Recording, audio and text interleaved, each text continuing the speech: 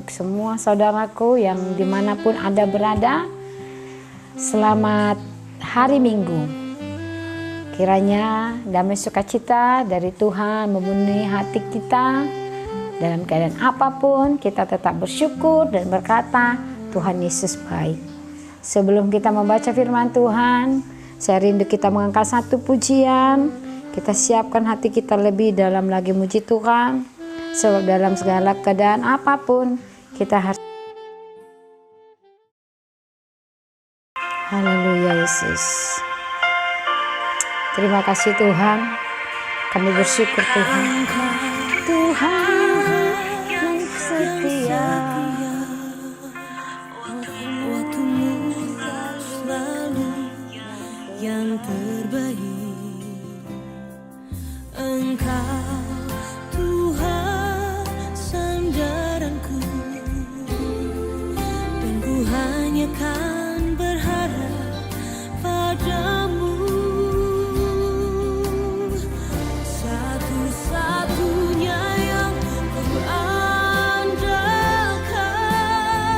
satu-satunya yang ku percaya. Engkau sumber kekuatan, sumber pengharapan, sumber kedamaian. Satu-satunya yang ku andalkan, satu-satunya yang ku percaya. Engkau Tuhan memberkati, Tuhan penyembuhku, Tuhan pemulihku.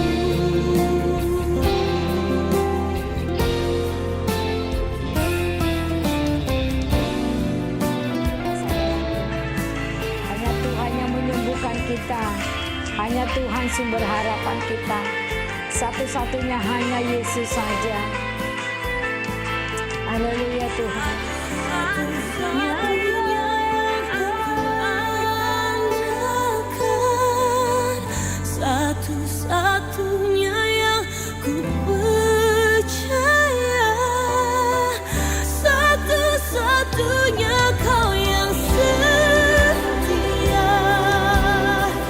satu-satunya Kaulah Tuhanku, satu-satunya yang ku andalkan, satu-satunya yang ku percaya. Engkau sumber kekuatan, sumber pengharapan, sumber pendamaian. Oh, Kau satunya yang ku percaya, satu-satunya yang ku andalkan. Engkau Tuhan memberkati, Tuhan memulihkan, Tuhan penyembuhku. Terima kasih Tuhan.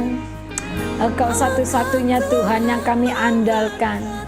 Engkau satu-satunya Tuhan yang memulihkan kami Tuhan.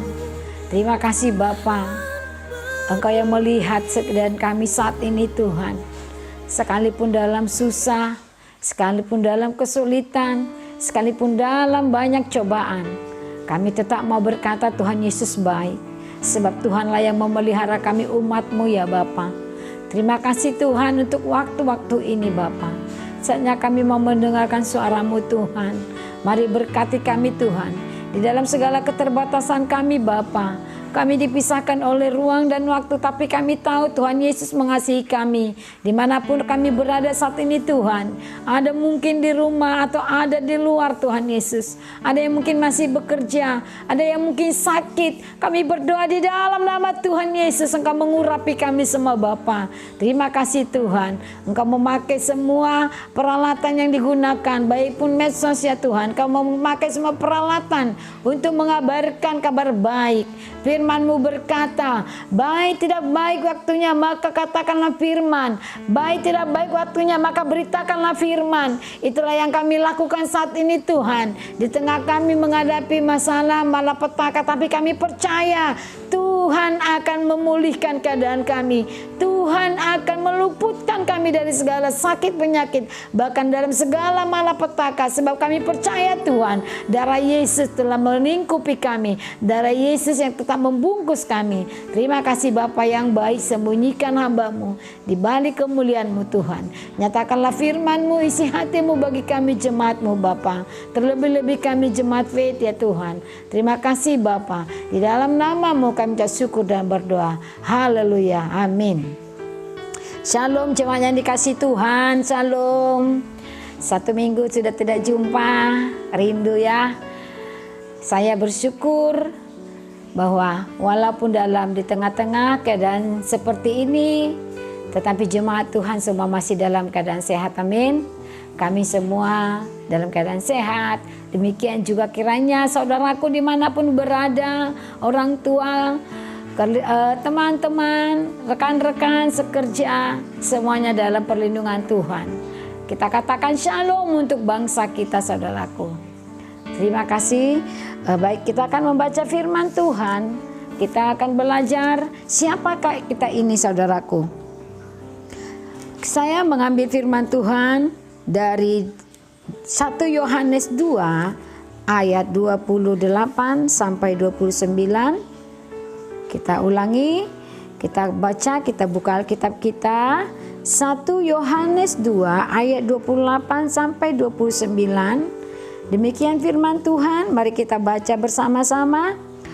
Anak-anak Allah, maka sekarang anak-anakku, tinggallah di dalam Kristus, supaya apabila Ia menyatakan dirinya, kita beroleh keberanian, percaya, dan tidak usah malu terhadap Dia pada hari kedatangannya. Jikalau kamu tahu bahwa Ia adalah benar, kamu harus tahu juga bahwa setiap orang yang berbuat kebenaran lahir daripadanya. Kemudian kita lanjut bacaan kita pasal 3 ayat 1 sampai 10. Kita baca bersama-sama lagi. Lihatlah betapa besarnya kasih yang dikaruniakan Bapa kepada kita, sehingga kita disebut anak-anak Allah. Memang kita adalah anak-anak Allah.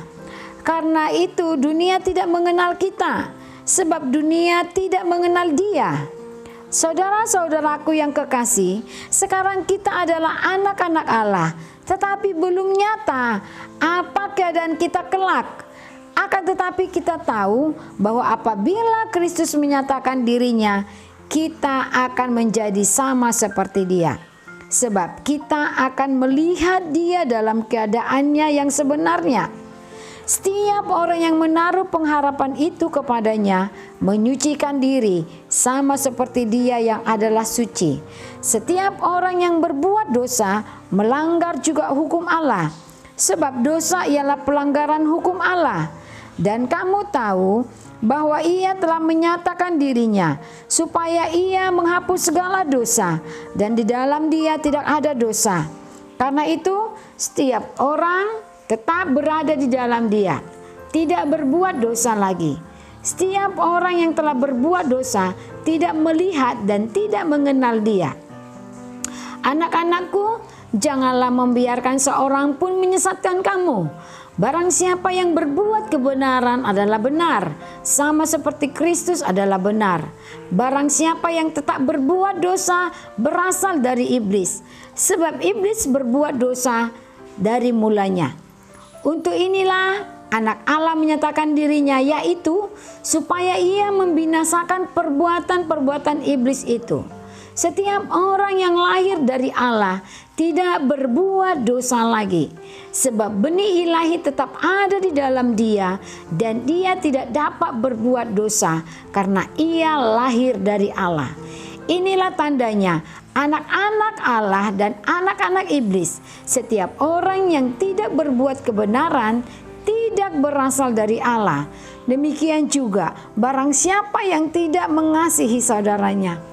Demikian pembacaan firman Tuhan. Saudaraku yang dikasih Tuhan, saya mengambil ada 7 hal di sini yang boleh kita belajarin dari pembacaan firman Tuhan ini. Siapakah kita, saudaraku? Apakah kita anak-anak Allah atau bukan? Apakah kita anak-anak iblis? Saya yakin kita adalah anak-anak Allah, amin. Saudara yang dikasih Tuhan, sudahkah kita yakin bahwa kita adalah anak-anak Allah? Ya, ada tadi kita baca di situ bahwa setiap orang yang meninggalkan kehidupan lamanya, berbalik kepada kehidupan yang benar, menerima Kristus sebagai Tuhan dan Juru Selamat, dialah adalah anak-anak Allah, ya. Ya, kita lihat ayat 28 tadi. Maka sekarang anak-anakku, tinggallah di dalam Kristus, supaya apabila Ia menyatakan dirinya, kita beroleh kebenaran percaya dan tidak usah malu terhadap Dia pada hari kedatangannya. Saya garis bawahi di ayat 28 ini adalah tinggallah. Saudaraku yang dikasih Tuhan, ya, semua orang percaya akan menyandang dia sebagai anak-anak Allah. Sebab apa? Sebab anak-anak Allah itu adalah jati diri semua orang percaya, saudaraku. Maka ketika kita menyerahkan diri kita kepada Yesus, ketika kita percaya kepada Yesus, kita punya jati diri kita adalah anak-anak Allah, saudaraku. Secara otomatis. Tetapi yang hari ini sebagai anak-anak Allah, kita sudah menyandang predikat sebagai anak-anak Allah. Apa yang perlu kita perhatikan di akhir-akhir zaman seperti sekarang ini, saudaraku? Kita lihat bahwa seperti ibadah untuk hari ini aja kita nggak bisa sama di gereja. Mau gereja besar, mau gereja kecil, semuanya beribadah di rumah. Saudaraku yang dikasih Tuhan, lewat peristiwa yang saat ini sedang terjadi, Tuhan sedang berbicara kepada kita umat Tuhan. Ya, secara manusia kita sedih, ya. Kita nggak bisa melakukan aktivitas kita, nggak bisa sekolah, nggak bisa mengunjungi orang tua, bahkan kita nggak bisa beribadah bersama dengan teman seiman, berkumpul dalam komsel maupun acara kegiatan doa.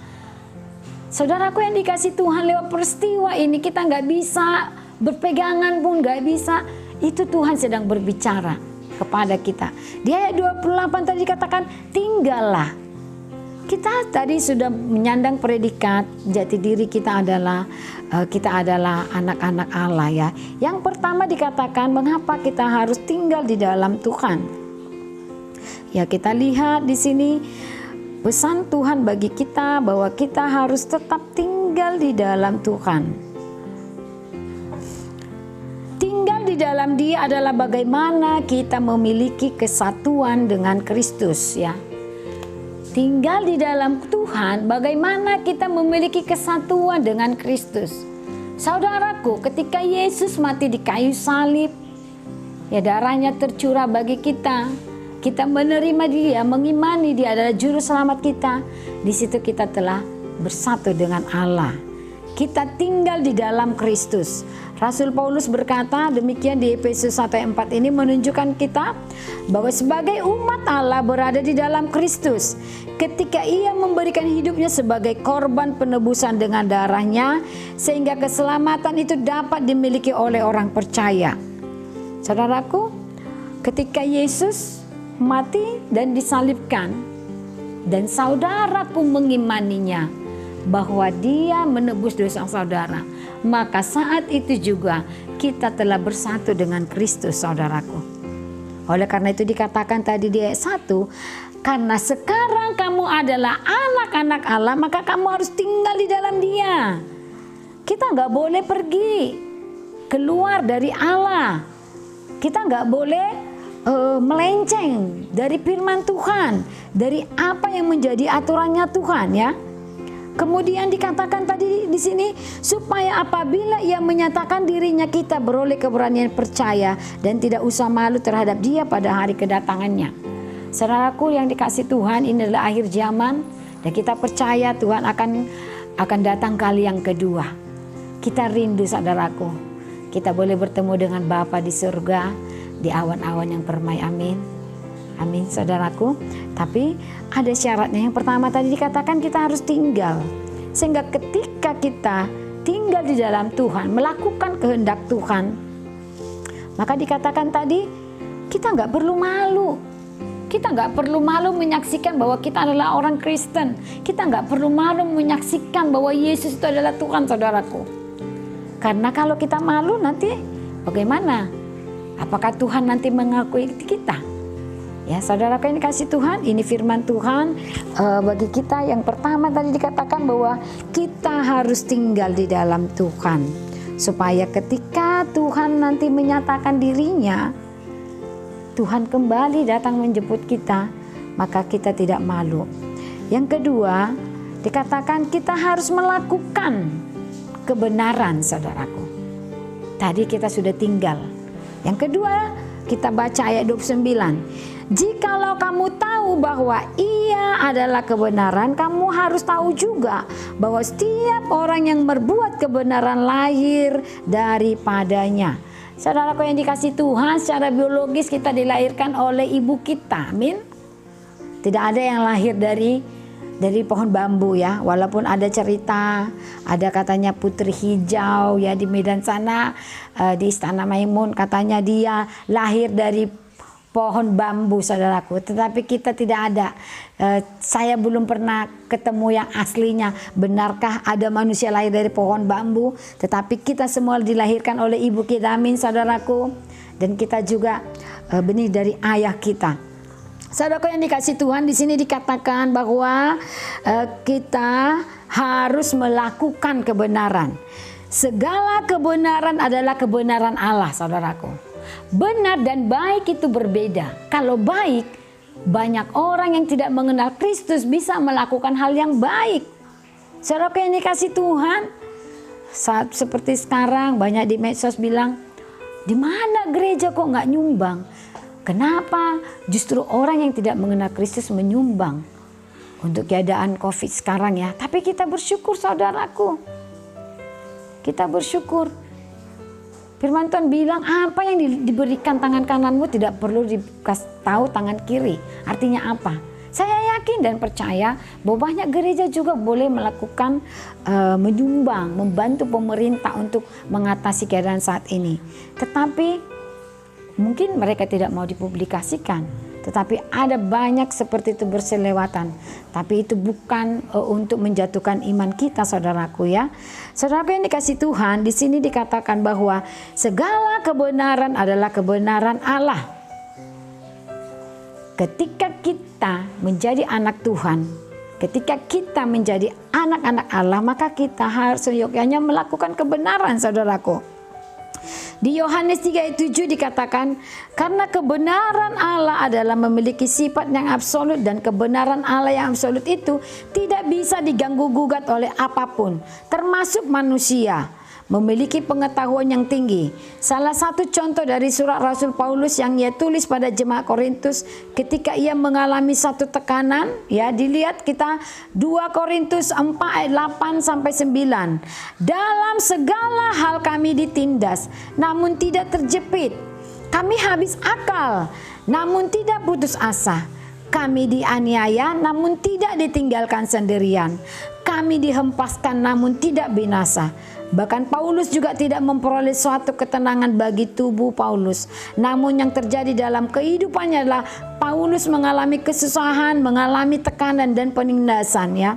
Saudaraku yang dikasih Tuhan, anak-anak Tuhan itu tidak selalu enak hidupnya. Memberitakan firman Tuhan, melakukan kebenaran itu tidak selalu enak, saudaraku. Banyak hal yang harus kita menyangkal diri kita, saudaraku. Di dalam pekerjaan anak-anak Tuhan harus menjadi terang. Ya. Paulus di sini juga mengalami aniaya, saudara, mengalami tekanan dan penindasan untuk memberitakan firman Tuhan, ya. Tetapi sebagai anak Tuhan, apakah kita boleh mengkompromi dengan dosa? No. Kita harus tetap melakukan kebenaran, ya. Karena dikatakan tadi di sini, yang berbuat kebenaran lahir daripadanya. Jadi kalau hari ini ada orang Kristen boleh datang ke gereja, dia rajin ke gereja, dia rajin persekutuan, tetapi di dalam pekerjaan dia tidak berbeda dengan orang-orang yang tidak mengenal Tuhan. Dia tetap mungkin melakukan hal yang tidak benar, katakan mungkin korupsi, ataupun mungkin ya banyak hal ya, tidak jujur dalam melakukan pekerjaan. Tetapi hari ini kita boleh tahu bahwa setiap anak Tuhan, setiap kebenaran itu berasal dari Allah. Bahwa ketika kita menjadi anak Allah, kita lahir daripadanya. Padanya ini siapa ya saudaraku? Yesus yang adalah Allah dan kebenaran. Jadi sekalipun Rasul Paulus tertekan, ditindas di dalam pelayanannya, tetapi dia tidak mau meninggalkan imannya. Dia tetap bersukacita melayani Tuhan. Saudaraku, luar biasa ya, bagaimana Paulus dan Silas, saudaraku. Saudaraku boleh lihat kisahnya Paulus dan Silas.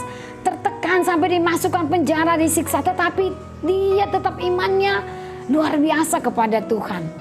Kita tahu Paulus dan Silas oleh karena imannya kokoh kepada Tuhan, hanya menaikkan pujian saja, maka tembok-tembok penjara itu terbuka, saudaraku. Maka terjadilah gempa. Dan saat itu apa yang terjadi? Mujizat Tuhan terjadi, saudaraku. Ya, kepala penjaranya boleh percaya kepada Yesus, boleh menerima Yesus sebagai Tuhan dan Raja. Kita juga, saudaraku, tidak ada hidup kita ini yang mulus, yang rata. Tuhan tak pernah janji jalan selalu rata, tetapi Dia berjanji berikan kekuatan. Saudaraku yang dikasih Tuhan, pujian ini sangat memberkati kita ya. Apalagi di saat-saat seperti sekarang ini. Tetap lakukan kebenaran, sebab dikatakan tadi, anak-anak Allah dilahirkan dari kebenaran Allah, ya. Jadi kita lahir daripadanya yang adalah kebenaran. Yesus Kristus, ya, mati di kayu salib untuk menebus dosa kita, saudaraku. Ya, jadi jangan sampai kita sia-siakan kematian Yesus di kayu salib. Apa yang harus kita lakukan? Perkatakan kebenaran. Perkatakan kebenaran, baik menginjil, baik pun dalam sikap kita. Kita menjadi kitab terbuka yang bisa dibaca orang, saudaraku. Ini yang Tuhan mau, bahwa ketika kita menjadi anak-anak Allah, biarlah kita tetap melakukan kebenaran. Yang poin yang ketiga, saudaraku, menaruh harapan di dalam Kristus. Menaruh harapan di dalam Kristus, kita lihat di ayat 3. Setiap orang yang menaruh pengharapan itu kepadanya, menyucikan diri sama seperti Dia yang adalah suci. Tapi saya baca mulai dari awalnya dulu, dari ayat yang kedua.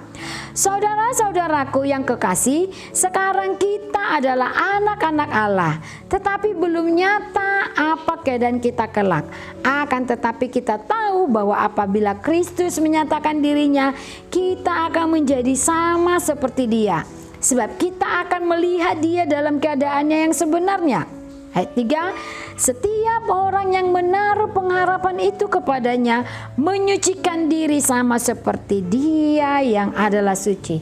Saudara yang dikasih Tuhan, kita bukan orang Kristen yang tidak punya harapan, saudaraku. Saya yakin dan percaya, atau ada di antara kita yang tidak punya harapan, putus harapan.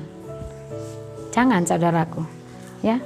Setiap orang yang menaruh harapan kepada Tuhan, ya, setiap orang yang percaya kepada Kristus, maka dia akan menaruh harapannya kepada Kristus. Menaruh harapan di dalam Kristus di sini artinya menanti-nantikan akan kedatangan Kristus kali kedua. Saudaraku, sepakat kita bahwa kita sedang menanti-nantikan kedatangan Yesus kali yang kedua, amin? Ya, kita nggak tahu waktunya, tetapi ini adalah akhir zaman. Kita yakin Tuhan akan segera datang. Kita nggak tahu kapan, tetapi itulah yang kita imani sebagai orang percaya, anak-anak Allah. Kita menaruh harapan kita kepada Kristus, yaitu apa tadi? Menanti-nantikan kedatangan Kristus kali kedua. Harapan yang benar di dalam Yesus Kristus akan mendatangkan sukacita, karena Roh Kudus yang menjamin sampai kita memperoleh seluruh, kemudian menjadikan kita menjadi milik Allah. harapan kita kepada Kristus itu kita taruhkan kepada Kristus. Mengapa kita bisa menaruh harapan kepada Kristus? Karena ada Roh Kudus, saudaraku. Kalau nggak ada Roh Kudus yang menjamah hati kita untuk percaya kepada Yesus, apakah kita bisa menaruh harapan? Tidak, saudaraku. Tetapi karena ada Roh Kudus sehingga kita boleh menaruh harapan kita kepada Tuhan. Kita menanti-nantikan kedatangan Yesus kali yang kedua, saudaraku. Puji Tuhan, kita percaya, saudaraku. Waktunya akan tiba dan kita akan Tuhan angkat ya. Ya, saya rindu.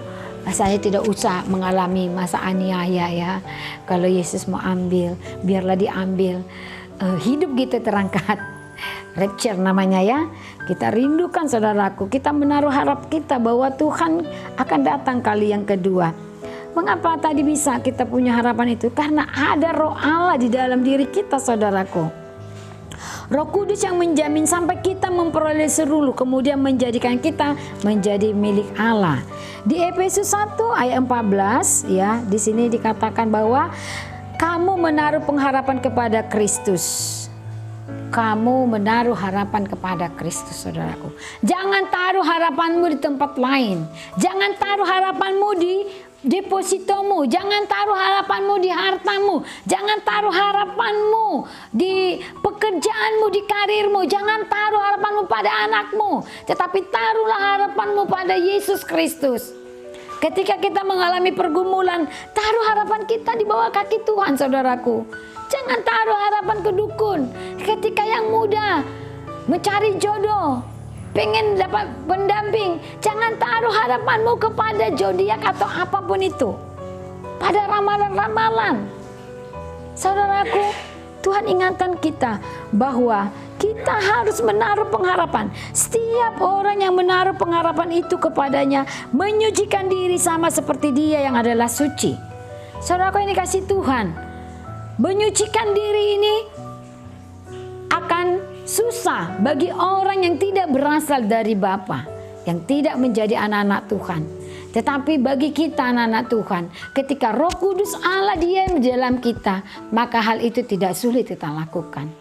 Tetapi melihat situasi, keadaan hari-hari ini semakin susah, sering sekali kita tanpa menyadari kita merusak diri kita. Hidup kita tidak suci. Tetapi kita baru berkata bahwa Tuhan sungguh ajaib. Tuhan mengangkat kita menjadi anak-anaknya dan merindukan kita untuk kita tetap menyucikan diri kita, saudaraku. Kita harus menyucikan diri kita, memperbaiki diri kita. Hari lepas hari bertobat, saudaraku. Yang masih berbuat dosa, bertobat, tinggalkan dosa. Berpalinglah kepada Kristus. Cucikan diri kita, sebab itu yang Tuhan mau di sini.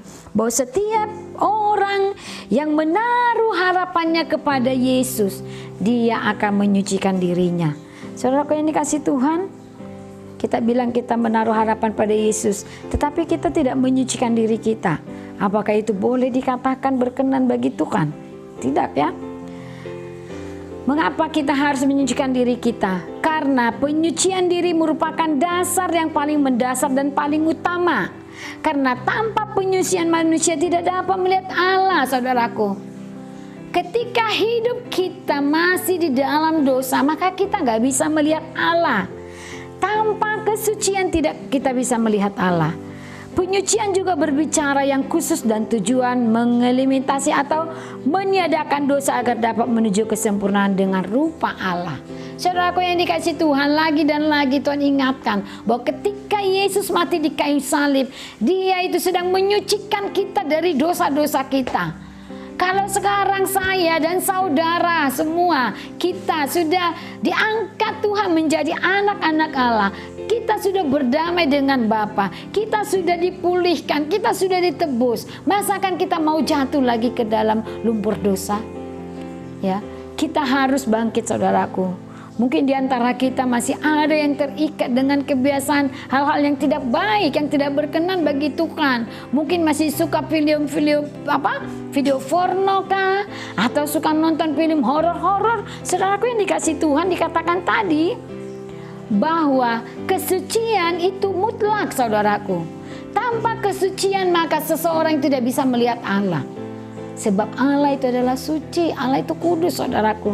Ya, dikatakan tadi bahwa kita nggak bisa melihat Tuhan tanpa kekudusan. Sebab lewat kekudusanlah Tuhan menyempurnakan kita. Kita adalah segambar serupa dengan Allah. Kalau kita mau melihat Tuhan maka kita harus menyucikan diri kita. Yang keempat, tidak lagi melakukan dosa. Tidak lagi melakukan dosa, saudaraku. Rasul Paulus menegaskan bahwa semua kejahatan adalah dosa. Semua kejahatan adalah dosa. Di 1 Yohanes 5 ayat 17b. Sehingga setiap orang yang berbuat dosa berarti melanggar hukum Allah. Ya. Orang yang melakukan dosa adalah melanggar hukum Allah, saudaraku.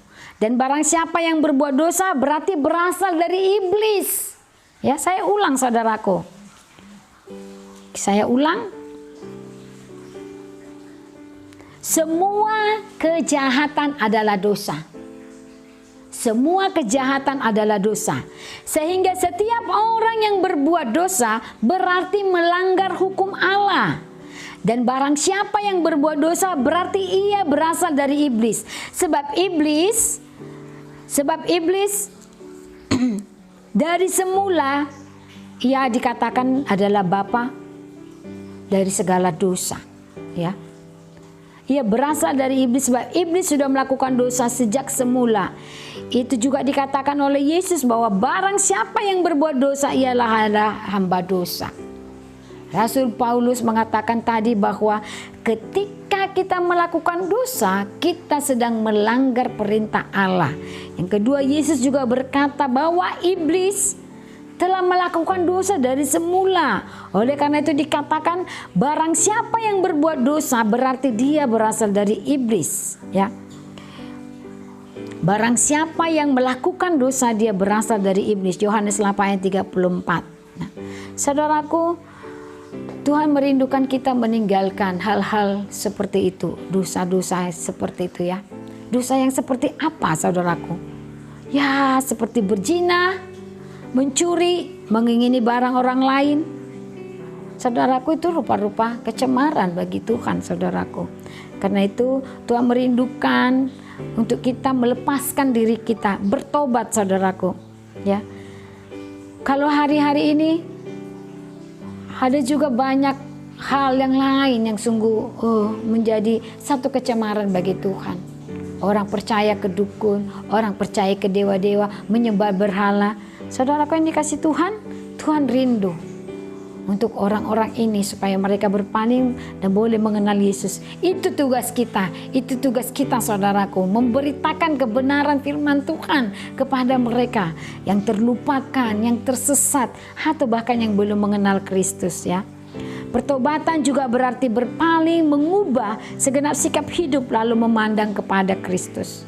Saudaraku, Tuhan merindukan kita bertobat, saudaraku, berpaling kepada Kristus, meninggalkan semua hal-hal yang buruk, memandang kepada Kristus, ya. Sebab hanya di dalam Kristuslah ada penghapusan dosa.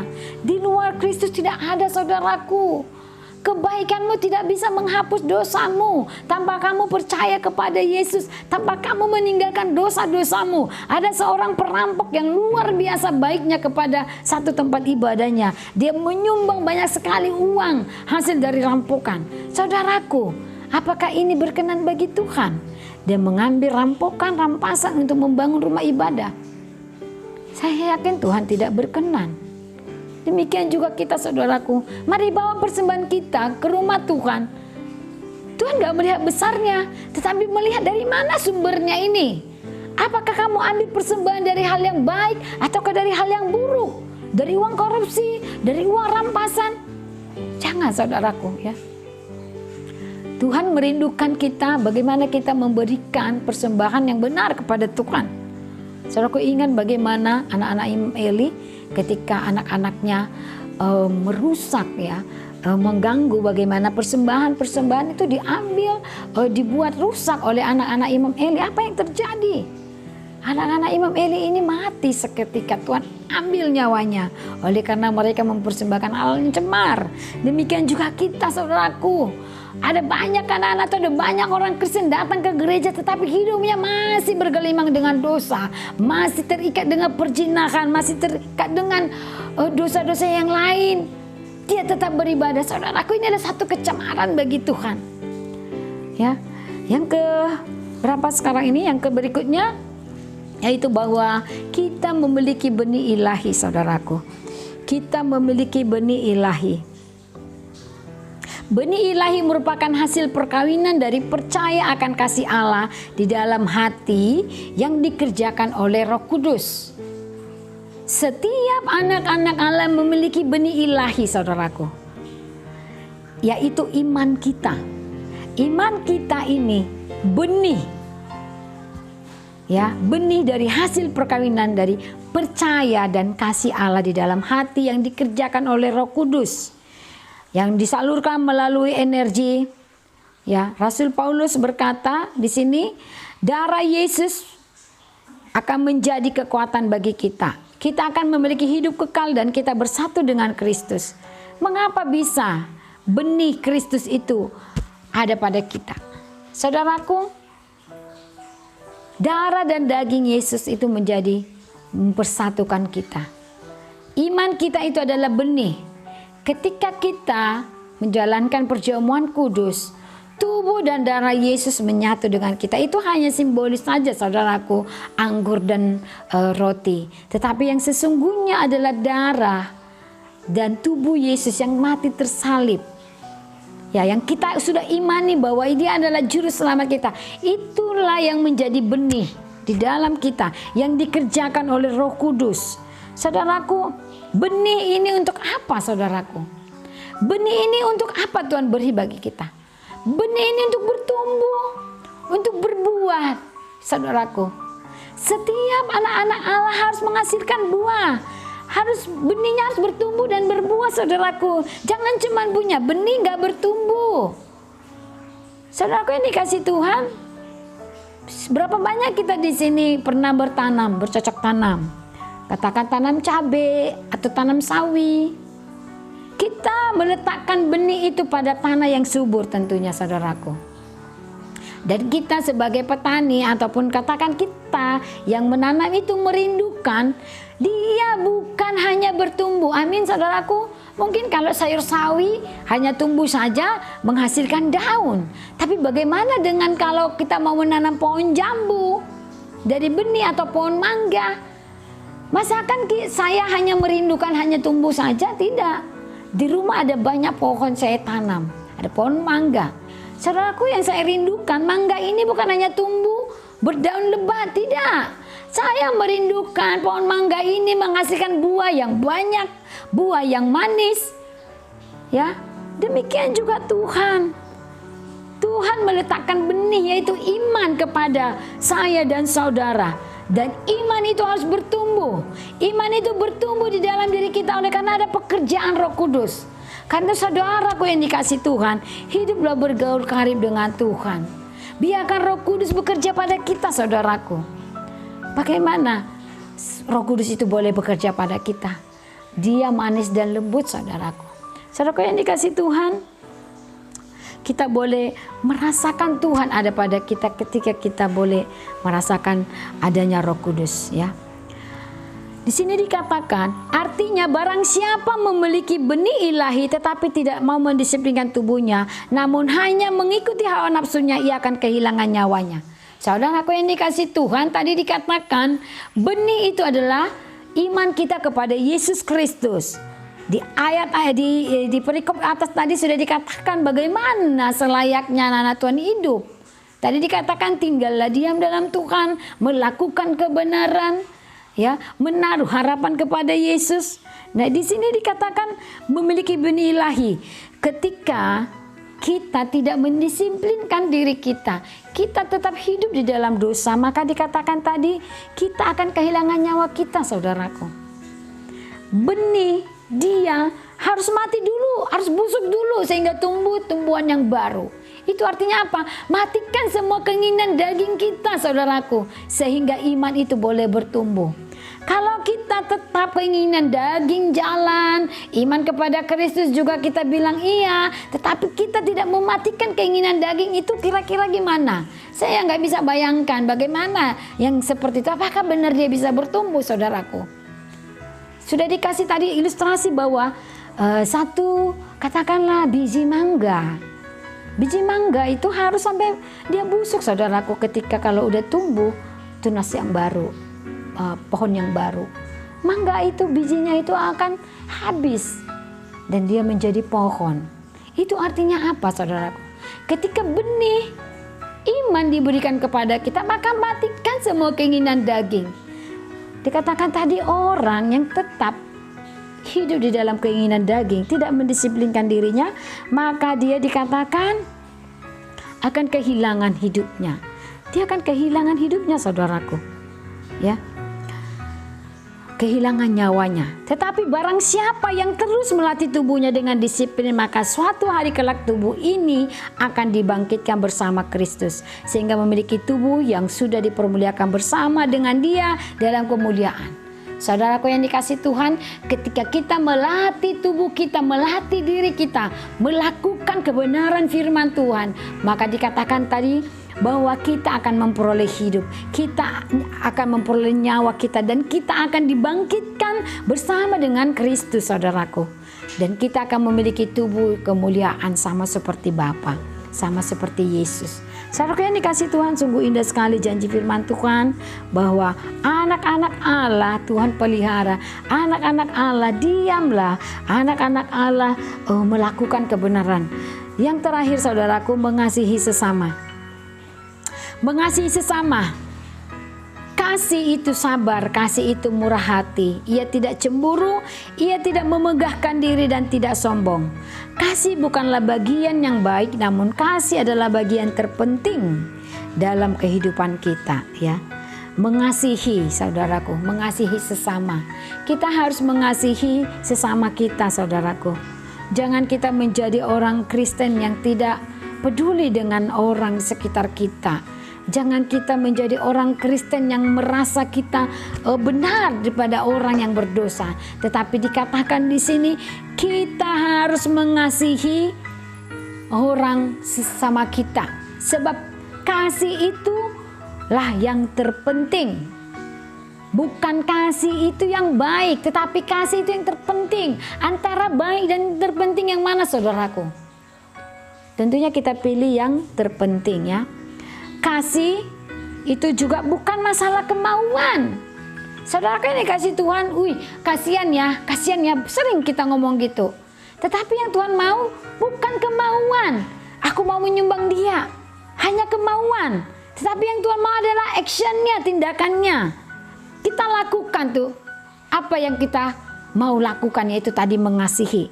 Kita nyatakan, kita wujudkan, itu yang Tuhan mau. Mengasihi sesama merupakan kelakuan dan tindakan, bukan hanya perasaan atau motivasi, saudaraku. Ya, mengasihi sesama itu melakukan, bukan hanya perasaan saja ataupun motivasi, saudaraku. Banyak orang bisa kasih motivasi, banyak orang hanya merasa iba, tapi tidak melakukan. Tetapi kasih di sini adalah nyata, saudaraku. Yesus mengajarkan di sini, ya, lewat Yohanes, kita harus mengasihi dengan nyata, saudaraku. Ya, mengapa kita harus mengasihi sesama? Sebab Allah adalah kasih. Jadi kita harus nyatakan Allah itu kepada sesama kita. Sesama kita ini siapa? Apakah hanya orang Kristen ataukah orang percaya? No, sesama ini artinya semua manusia, ciptaan Tuhan. Kita nggak melihat ras dia siapa, kita nggak melihat profesinya apa, kita nggak melihat agama dia siapa. Yang tahu, yang Tuhan mau bahwa kita mengasihi sesama kita manusia. Saudaraku, mari kita membuktikan kasih kita kepada Tuhan lewat kita mengasihi sesama, saudaraku. Sebab itulah yang Tuhan kehendaki, ya. Jadi bagaimana kita harus sungguh-sungguh mengasihi sesama ini, seperti itulah kita mengasihi Tuhan. Sebab Tuhan menghendaki itu, ya. Tuhan Tuhan memerintahkan kita untuk mengasihi sesama kita. Di dalam doa Bapa kami juga ada dikatakan, kasihilah Tuhan, perintah Tuhan ya. Di 10 hukum Taurat, kasihilah Tuhan Allahmu. Ya, dalam firman Tuhan juga, kasihilah sesamamu manusia seperti dirimu sendiri. Saudaraku, ini adalah hukum kasih. Hukum Tuhan banyak, tetapi hukum kasih yang terlebih besar. Tadi dikatakan kasih itu bukan hanya baik, tetapi kasih itu adalah tindakan nyata, saudaraku. Mari kita mengasihi orang-orang di sekitar kita, saudaraku. Mengasihi orang-orang, jiwa-jiwa yang belum mengenal Kristus, mengasihi jiwa-jiwa yang sudah meninggalkan Tuhan, mengasihi jiwa-jiwa yang suam-suam kuku. Nah, saudaraku yang dikasih Tuhan, kita juga perlu tahu. Selain kita sebagai anak-anak Allah, kita harus tahu siapa anak-anak iblis, saudaraku. Anak-anak iblis itu adalah kontras ataupun lawan dari anak-anak Allah. Anak-anak iblis itu siapa, saudaraku? Anak-anak iblis itu ada di mana? Anak-anak iblis itu ada di mana-mana, saudaraku. Sebab dunia ini dikuasai oleh sejahat dan keinginannya. Dunia ini dikuasai oleh iblis, saudaraku. Kan itu dikatakan tadi dalam firman Tuhan, dunia nggak mengenal anak-anak Allah. Sebab mereka tidak mengenal Dia. Orang dunia tidak mengenal Tuhan, tidak mengenal Yesus. Oleh karena itu mereka tidak mengenal kita, saudaraku. Tapi kita bersyukur, saudaraku. Kita adalah anak-anak Allah. Jangan pernah sia-siakan iman kita kepada Yesus. Saudaraku yang kasih Tuhan, inilah gambaran anak-anak iblis. Yang pertama, iblis itu tadi dikatakan, iblis itu banyak sekali. Anak-anak iblis itu banyak. Ya, di dalam dunia ini banyak sekali anak-anak iblis. Yang pertama, yang bagaimana itu anak-anak iblis? Supaya kita lihat, kita selidiki diri kita ini. Apakah kita anak-anak Allah atau anak-anak iblis ya? Tadi kita mau identifikasi. Anak-anak Allah cirinya tadi yang pertama, diam di dalam Tuhan. Melakukan kebenaran, ya kan? Menaruh harapan kepada Yesus. Kemudian apalagi mengasihi sesama. Kemudian apalagi tadi itu ada 5 ya. Nah sekarang bagaimana anak-anak iblis? Yang pertama dikatakan di sini, anak-anak iblis itu tidak mengasihi sesama, saudaraku. Mereka tidak mau berdamai. Mereka adalah orang yang menjengkelkan. Di dalam 2 Timotius 3:6 dikatakan, mereka tidak berakal, tidak mengenal belas kasihan. Ya juga dijelaskan ya, artinya adalah golongan orang yang tidak mau bermurah hati akan orang lain. Bahkan juga termasuk orang yang tidak memiliki belas kasihan akan sesama. Tidak mau mengenal orang lain. Saudaraku, ada nggak ciri itu pada diri kita? Dikatakan di sini tadi ciri-ciri anak-anak iblis itu, dia tidak berakal, ya, dia menjengkelkan, tidak mau damai, mau menang sendiri aja dia, ya, tidak memiliki belas kasihan dan sama sekali tidak mau mengenal akan yang lain, saudaraku, egois ya. Lalu tidak memiliki belas kasihan di sini, dia lebih condong mengkritik orang yang suka bermurah hati, suka mengkomentari, suka mengkritik orang yang suka bermurah hati, saudaraku. Nanti mungkin dibilang Allah, dia itu cari muka atau apa segala gitu ya. Tetapi hari ini kita tahu, kita boleh lihat bahwa itu ciri-ciri anak-anak iblis, orang yang suka mengkritik orang berbuat baik, saudaraku. Kemudian dia adalah orang yang mengikuti hawa nafsunya sendiri, lebih memilih berada di luar, ya, memiliki pemikiran bahwa semua hal dia bisa lakukan, menurut pandangannya itu semua baik. Dia menjauhkan diri dari Tuhan. Ini anak-anak iblis, saudaraku. Yang kedua, tidak mau mengenal Allah. Ciri-ciri orang yang tidak mengenal Allah adalah orang yang tidak sungguh-sungguh dalam pengenalan akan Allah, bahkan cenderung untuk meninggalkan Allah dan tidak pernah mendukung tujuan Allah. Saudaraku, ada banyak orang Kristen seperti ini saat ini. Oh, dia karena pernikahan beda agama kah, atau keadaan kita nggak tahu. Ya, tetapi beberapa kita ajak kepada Tuhan, mereka tidak mau. Mereka nggak mau sungguh-sungguh mengenal Allah, saudaraku. Bahkan meninggalkan Allah, ya. Tidak mau mendukung tujuan Allah, sehingga tidak timbul ketidaktaatan, kesombongan, dan menolak untuk mencintai kebenaran. Saudara yang dikasih Tuhan, ini ciri-ciri anak-anak iblis, saudaraku. Mereka menolak kebenaran. Mereka menganggap bahwa yang mereka perbuat itu adalah benar. Mereka menjauhkan diri dari kebenaran-kebenaran firman Tuhan. Mereka menolak, ya. Mereka menolak untuk diajak ke gereja, persekutuan mereka menolak, bahkan cenderung menjauhkan diri daripada Tuhan, ya. Nah ini nanti lama-lama ya, perlahan-lahan mereka akan meninggalkan Tuhan. Saudaraku, ini yang paling parah ketika seseorang mengalami hal itu, ya. Ketika dia menganggap bahwa kemampuan yang dimiliki dia bisa menjadikan pribadinya menjadi lebih baik. Ini yang paling kita takuti. Bahwa ketika seseorang menganggap dirinya mampu untuk membuat dia lebih baik. Bukan Tuhan. Ketika seseorang punya pemikiran bahwa pemikirannya sendiri bisa mengubah dia menjadi lebih baik. Ini susah, saudaraku. Kita harus memiliki pikiran Kristus dalam hidup kita. Sehingga kita bersandar, berpasrah kepada Tuhan. Tetapi kalau orang ini, anak-anak iblis ini, dikatakan di sini, dia mempunyai pemikiran bahwa pemikirannya itulah yang benar. Saudaraku, orang ini akan condong mengikuti keinginan dari iblis, saudaraku. Maka dia akan diperbudak iblis, ya, untuk melakukan kehendak iblis, yaitu apa? Dosa. Orang ini sudah menjadi hamba dosa, saudaraku.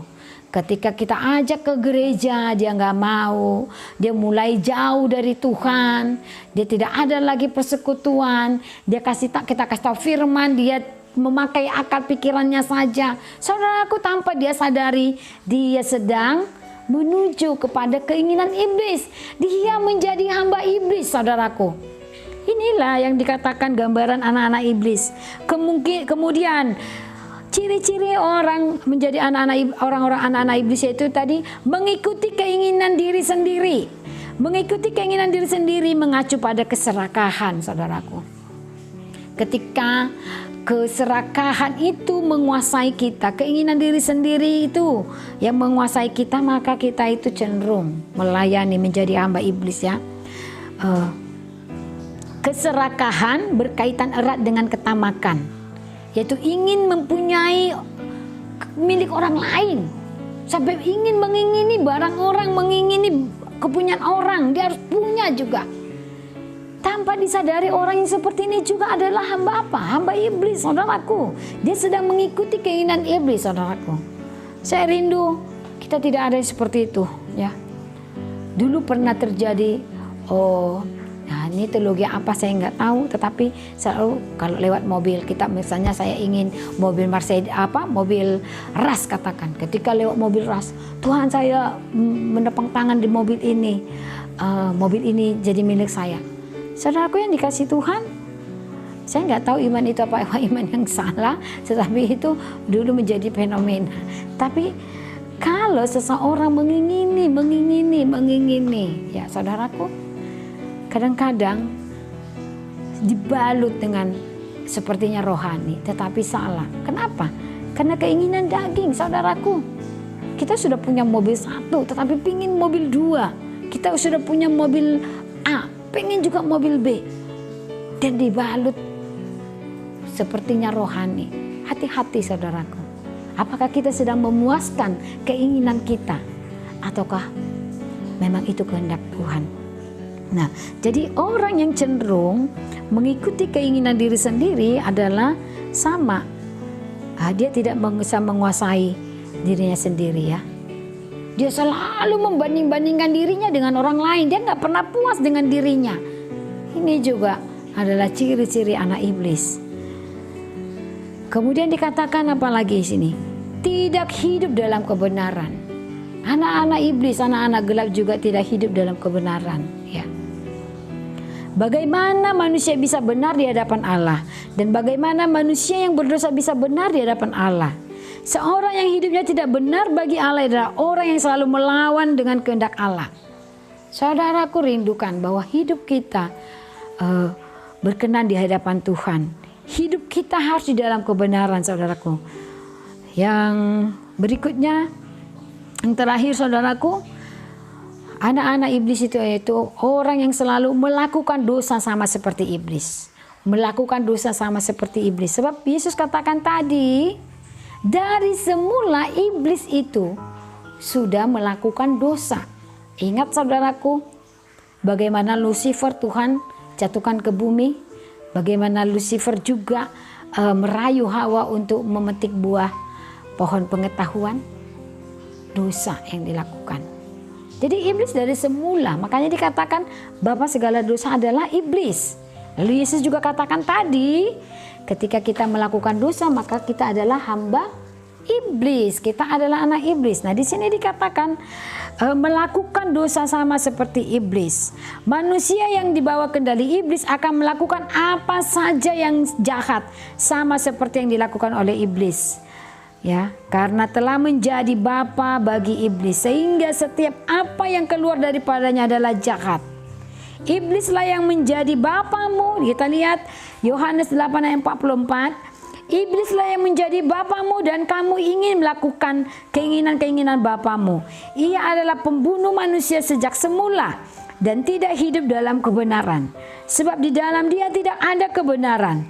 Apabila ia berkata dusta, ia berkata atas kehendaknya sendiri. Sebab ia adalah pendusta dan bapa segala dusta. Saudaraku yang dikasih Tuhan, kita nggak boleh berdusta, amin. Bapa segala dusta adalah iblis. Nah, iblis melakukan dosa, saudaraku. Makanya dikatakan iblis adalah bapa dari segala dosa, ya. Baik, saudaraku yang kasih Tuhan, kita percaya bahwa kita adalah anak-anak Allah, amin. Kita adalah anak-anak Allah, karena itu kita harus tetap dengan iman kita, saudaraku. Saya akan bacakan kesimpulan di sini. Anak-anak Allah dapat terjadi jika semua orang hidup bergaul dengan Yesus. Percaya dengan sepenuh hati bahwa Yesus adalah sumber damai sejahtera, sumber iman, sumber pengharapan yang pasti. Dengan demikian, pentinglah kita tinggal hidup di dalam Tuhan, tinggal di dalam kebenaran-kebenaran Kristus, dan berakar, berbuah di dalam kebenaran Kristus. Kristus menjadi pusat dalam hidup kita, saudaraku, sehingga kita beroleh sukacita yang benar di dalam Tuhan. Ya, mari kita rindukan kita menjadi benih-benih ilahi yang bertumbuh dan menghasilkan buah, dan oleh orang lain boleh menikmati buah-buah yang kita hasilkan. Saudara yang dikasih Tuhan, kita percaya bahwa saat ini Tuhan sedang membawa kita kepada rencana Tuhan untuk kita semakin berbuah. Saya rindu Tuhan akan memakai kita lebih luar biasa lagi, saudaraku. Gereja kita semakin Tuhan pakai. Mari perkatakan firman Tuhan, sehingga orang yang tadi jauh daripada Tuhan boleh kembali kepada Tuhan. Mari kita bersatu dalam doa.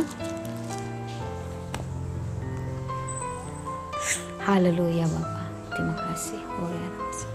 Bapak, terima kasih Tuhan untuk hari ini. Kami percaya Bapak, firman Tuhan disampaikan, walaupun itu lewat udara, kami percaya ada Roh Allah yang besar yang tetap bisa mengartikan pada setiap kami jemaat-Mu. Kami rindu ya Tuhan, hadirat-Mu memenuhi setiap hati kami Bapak. Kami rindu Kau mengurapi setiap kami. Kami rindu Kau tetap memelihara kami Tuhan. Saat ini Tuhan Yesus, kami mengangkat tangan kami.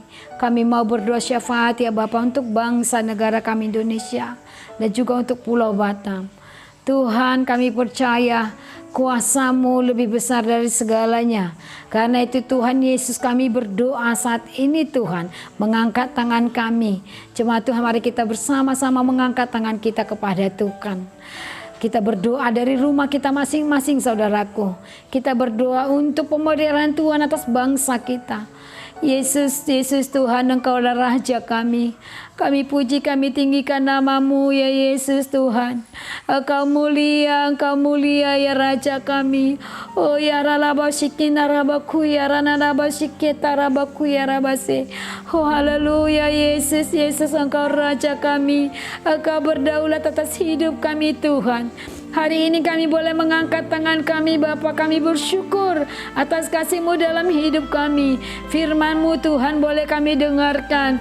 Kami percaya Tuhan bahwa ketika kami menerima Engkau sebagai Tuhan dan Raja kami mengimani Engkau adalah Allah yang mati tersalib bagi kami untuk menebus dosa kami, mendamaikan kami dengan Bapa. Maka saat itu status kami menjadi anak-anak Allah. Terima kasih Tuhan. Kami percaya Tuhan Yesus Engkau saat ini Tuhan sedang melihat kami dimanapun kami berada, anak-anak-Mu baik yang ada di rumah masing-masing ataupun tempat pekerjaan kami Tuhan, ataupun mungkin juga ada yang ada di rumah sakit yang sakit. Tuhan kami berdoa hari ini Tuhan Engkau berkati setiap kami Bapa. Terima kasih Tuhan. Lawatlah setiap kami Tuhan, kuasailah hati kami Bapa. Biarlah Roh Kudus Allah tetap menaungi hidup kami Tuhan. Tuhan Yesus yang baik, hari ini Tuhan Yesus kami berdoa untuk bangsa kami Indonesia. Tuhan curahkanlah belas kasihan-Mu, lawatlah bangsa kami ini di tengah-tengah wabah virus corona saat ini. Tuhan kami percaya Tuhan sedang berbicara untuk bangsa kami. Tuhan Engkau memulihkan bangsa kami, Tuhan Engkau menyembuhkan kesakitan yang diderita oleh bangsa-bangsa juga yang ada di muka bumi ini. Oh Tuhan Yesus yang baik, kami tahu Tuhan Engkau berkuasa, Engkau berdaulat atas bumi ciptaan-Mu, atas alam ini Tuhan. Kami rindu Tuhan kuasa Roh Kudus-Mu ya Bapa menjamah setiap saudara-saudara kami yang sakit Tuhan. Engkau sembuhkan di dalam nama Tuhan Yesus Kristus. Bahkan kami berdoa Tuhan, jika ini memang pekerjaan si jahat iblis, kami menolak mematahkan dalam nama Tuhan Yesus Kristus. Engkau berkuasa Tuhan atas udara, air dan laut ya Bapa. Kami berdoa untuk udara yang ada di Pulau Batam ini Tuhan diberkati di dalam nama Tuhan Yesus Kristus. Segala virus corona dilenyapkan di dalam nama Tuhan Yesus Kristus. Tuhan kami berdoa Bapa untuk saudara kami yang sedang sakit saat ini. Mari Bapa Engkau menjamah Tuhan Yesus. Roh Kudus Allah menjamah dari ujung rambut hingga ujung kakinya. Dipulihkan dalam nama Yesus Kristus. Engkau angkat segala virus yang ada pada tubuh mereka Tuhan. Bahkan kami berdoa Bapa saat ini juga untuk tim medis, untuk para dokter. Mari Tuhan berikan kekuatan bagi mereka. Engkau menjaga kesehatan mereka Tuhan Yesus. Kami berdoa juga untuk tiap-tiap keluarga Tuhan Yesus yang keluarganya boleh mengalami sakit ini Tuhan. Berikan kepada mereka iman yang teguh kepadamu ya Tuhan. Mereka berharap dan melihat mujizat-mujizat Tuhan. Terima kasih Tuhan, kami masih boleh hidup sampai hari ini semua karena kebaikan-Mu Tuhan. Karena itu kami berdoa ya Bapa, mari Tuhan Engkau tetap menjaga kami, keluar masuk kami Engkau sertai ya Tuhan Yesus. Bahkan segala sakit penyakit virus corona semua kami tolak patahkan dalam nama Yesus Kristus. Berkati ampunilah kami Tuhan, berkati ampunilah bangsa kami ya Bapa. Bahkan kami berdoa untuk pemerintahan kami Batam Tuhan, mari berkati Tuhan semua dana yang diperlukan untuk pemulihan, untuk kesembuhan yang sakit. Mari Tuhan Yesus Engkau turut campur tangan ya Bapa. Tuhan, inilah saatnya kami boleh merendahkan diri ke hadapan-Mu Tuhan. Tiap-tiap keluarga boleh datang berseru di dalam nama-Mu. Tiap-tiap keluarga boleh melakukan ibadah di rumah kami masing-masing. Gereja bukanlah gedungnya Tuhan, dan kami tidak dibatasi oleh tembok untuk datang kepadamu. Saat ini Tuhan, Kau menyucikan hati kami, menuluskan hati kami Tuhan. Sungguhkah kami mengasihi Engkau dengan pekerjaan-Mu ya Bapa. Terima kasih Tuhan, di tengah keterbatasan saat ini kami rindu Tuhan. Roh-Mu yang tidak terbatas boleh menjamah setiap umat-Mu Tuhan, setiap jemaat-Mu Bapa, setiap jemaat umat-umat-Mu yang boleh menonton ini Tuhan. Mari berkati mereka, berikan kekuatan dan harapan di dalam Kristus Tuhan. Terima kasih Tuhan. Kami berdoa ya Bapa untuk setiap kami Bapa, agar kami memiliki roh keberanian, bukan roh ketakutan. Biarlah Engkau berikan kekuatan bagi kami tetap berharap kepada Kristus. Setiap kami boleh memiliki hubungan yang intim dengan Tuhan bersama dengan keluarga kami di tiap-tiap rumah kami Bapa. Terima kasih Bapa yang baik, berkati setiap umat-Mu dimanapun berada saat ini Tuhan. Kuasa Allah yang besar akan melingkupi mereka. Terima kasih Bapa yang baik. Terima kasih Tuhan. Inilah doa dan permohonan kami Bapa untuk bangsa dan negara kami ini Tuhan. Engkau Allah yang berdaulat, Engkau Allah yang penuh kasih, Engkau Allah yang mengampuni setiap dosa kami Tuhan. Engkau yang sudah mati tersalib bagi kami Tuhan. Itu Allah yang sama yang akan memberkati bangsa kami. Engkau berkati orang-orang yang di luar sana yang sudah meninggalkan Kristus. Mari bawa mereka bertobat, berbalik kepadamu Tuhan. Terima kasih Tuhan, kami mengasihi jiwa-jiwa ini Tuhan. Kami berdoa untuk mereka Tuhan. Roh Allah, Roh Kudus-Mu ya Tuhan, yang boleh menjamah hati mereka untuk mereka kembali kepadamu. Terima kasih Tuhan Yesus. Di dalam nama-Mu kami bersyukur untuk firman-Mu. Haleluya. Amin. Saudaraku yang dikasih Tuhan, demikian firman Tuhan untuk hari ini. Biarlah kita tetap dalam sukacita Tuhan dan tetap andalkan Tuhan, jaga stamina supaya kita tetap bisa melayani Tuhan. Amin. Baik, sekali lagi saya mengucapkan shalom bagi kita. Selamat hari Minggu. Tuhan Yesus memberkati.